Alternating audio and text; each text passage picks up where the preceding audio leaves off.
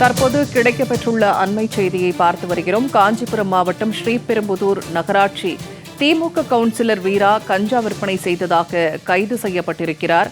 அண்மை செய்தியாக நாம் பார்த்து வருகிறோம்.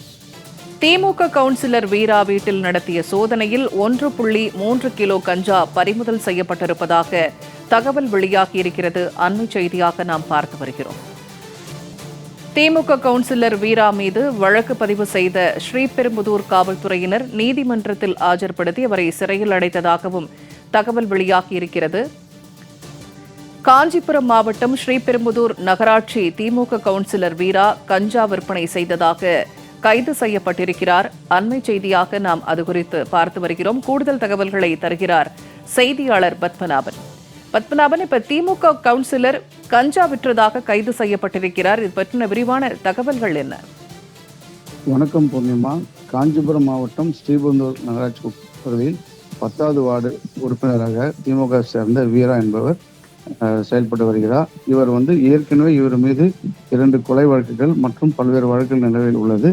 இந்த நிலையில் அவர் வீட்டில் 1.3 கிலோ கஞ்சா இருப்பதாக போலீசாருக்கு தகவல் தெரிந்தது. இதைத் தொடர்ந்து அவர் வீட்டில் சோதனையிட்ட போது 1.3 கிலோ கஞ்சாவை தற்போது பறிமுதல் செய்து அவரிடம் விசாரணை மேற்கொண்டனர்.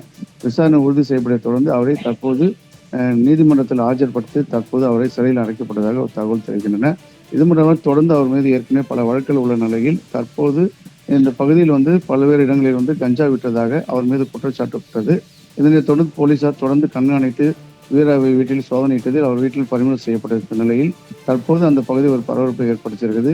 திமுக ஆட்சியில் பல்வேறு இடங்களில் இதே போல் தான் திமுக சேர்ந்தவர்கள் கோச்சியில் பிரியாணி வாங்குவது, கொள்ளையில் ஈடுபடுவது, பல்வேறு குற்ற செயலில் ஈடுபட்ட நிலையில் தற்போது திமுக கவுன்சிலர் வீட்டிலே கஞ்சாவை பறிமுதல் செய்ய அந்த பகுதி ஒரு பரபரப்பை ஏற்படுத்தியிருக்கிறது. பூர்ணிமா, தகவல்களை பகிர்ந்து கொண்டமைக்கு நன்றி பத்மநாபன்.